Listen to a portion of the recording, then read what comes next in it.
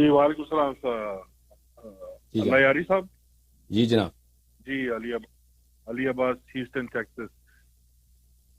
اصل میں جی یہ جو سارا جو بات ہے نا توسل کا اور ایاک نعبد و ایاک نستعین، لوگ اس پہ بات تو کر رہے ہیں لیکن وہ مین پوائنٹ پہ بات نہیں ہو رہی ہے، جو ہے کہ ہمارے امام یا رسول اللہ صلی اللہ علیہ وسلم ان کی شہادت کے بعد یہ رابطہ رہتا ہے مانگنے کا نہ مانگنے کا، اور اس پہ دلیل کیا ہے؟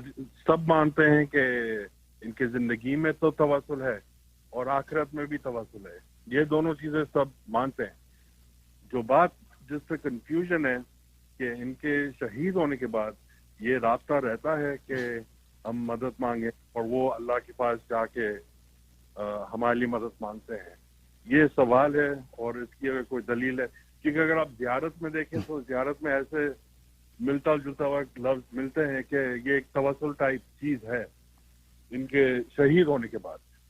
تو اصل پوری بنیاد جو ہے یہ اس پہ ہے کہ ان کی مطلب شہادت کے بعد یہ رابطہ رہتا ہے یا نہیں رہتا ہے. یہ اچھی بات ہے، اچھی بات توسل تو اچھی بات. مسلمان مانتے ہیں کہ ان کے زندگی میں تو توسل ہے. قرآن کی آیت بھی ہے، اگر آپ رسول اللہ سے مدد وہ معافی مانگتے تو اللہ معاف کر دیتا.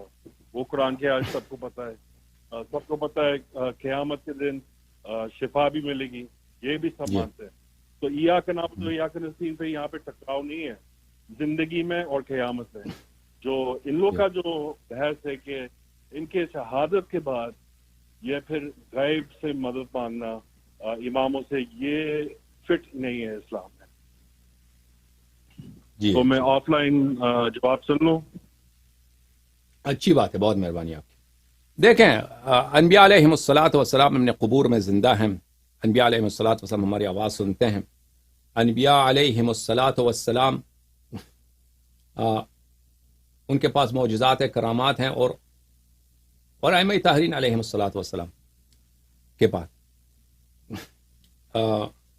شیعہ احادیث میں اس بات کی تو بہت زیادہ ہے کہ آپ ائمہ طاہرین علیہم الصلاۃ والسلام کو سے استغاثہ کر سکتے ہیں، ان کو سلام دے سکتے ہیں، دنیا کے جس کونے میں بھی ہوں سلام دے سکتے ہیں.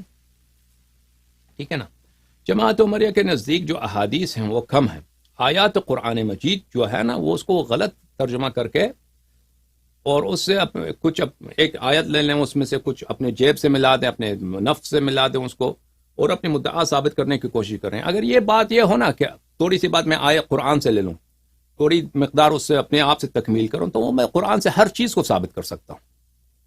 قرآن کریم سے آپ ہر چیز کو ثابت کر سکتے ہیں. آیت لے لیں، ایک حد تک آیت آپ کی مدد کرے گا، پھر آپ جو ہے اس کی تکمیل کے لیے اپنی جیب سے کچھ ملا دیں، اپنی نفس سے کچھ، وہ تو قرآن سے سب کچھ ثابت ہو سکتا ہے اس طرح.